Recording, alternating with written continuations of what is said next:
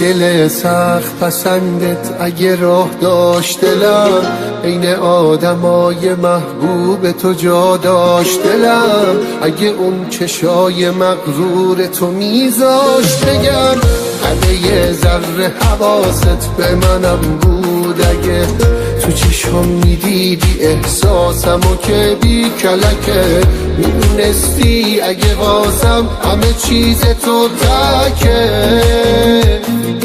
کاری میکردم اینه سر زبونا بیفته، میارزه امتحانش ضرری نداره مفته.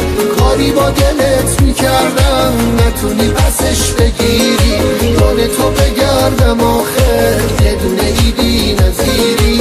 کاری میکردم اینه سر زبونا بیفته، میارزه امتحانش ضرری نداره مفته.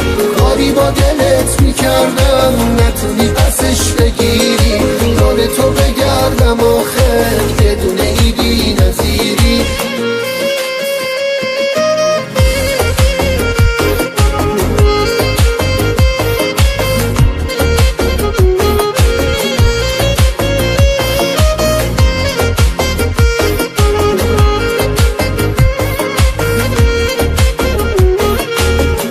اگه میشد بگم از این دل دیوونه برات، ببینم خندتو که میشینه آروم رو لبا.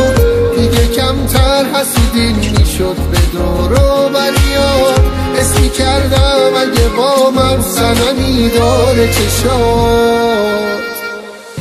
کاری میکردم اینه سر زبونا بیفته، میارزه امتحانش ضرری نداره مفته.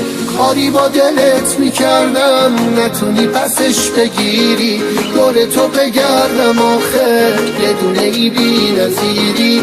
کاری میکردم اینه سر زبونا بیفته، میارزه امتحانش ضرری نداره مفته. کاری با دلت میکردم نتونی پسش بگیری، دور تو بگردم آخر یه دونه ای بی نظیری.